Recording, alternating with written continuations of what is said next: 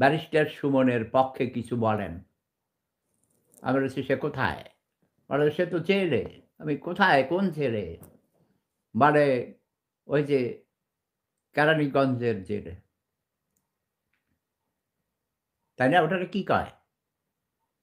ওই জেলের নাম কি?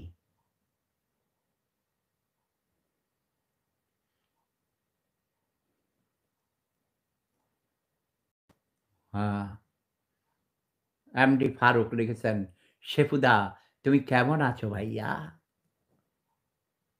"হ্যাঁ, ভাইয়া আমি ভালো আছি। লাভ ইজ পাওয়ার, জয় প্রেম সম্রাটের জয়।" ও কাশিমপুর তো হইছে সেটা তো হইল গাজীপুরে, তাই না?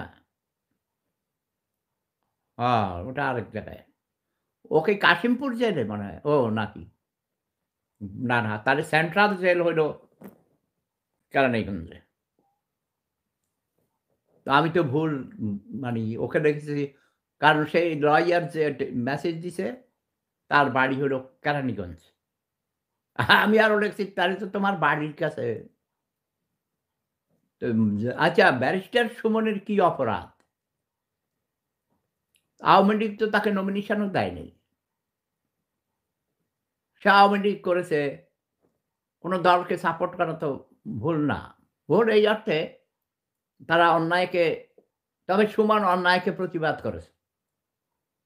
সেজন্য তাকে তার দল থেকেই নমিনেশন দেয়নি। তাই না? সুমনের মতো উদ্যোগী মানুষ দরকার এই সমাজে। দেশের উন্নয়নের জন্যে ব্যারিস্টার সুমনের মতো তরুণ আইনজীবী, শিক্ষিত, ভদ্র সম্ভ্রান্ত পরিবারের, সৈয়দ পরিবারের সন্তান। তাকে আমি কিন্তু বোমা মাইরা শব্দ বোমা মাইরা তাকে ভাইরাল করেছিলাম। মনে আছে তোমাদের? তো আমি অনুরোধ করব বর্তমানের ইন্টারিম গভর্নমেন্টকে ডক্টর ইউনূসের দৃষ্টি আকর্ষণ করছি। আইন মন্ত্রণালয়ের দায়িত্বে আছেন আমার ছোট ভাই। তাকেও আমি অনেক ভালো খারাপ ২ টাই আমি সমালোচনা করি।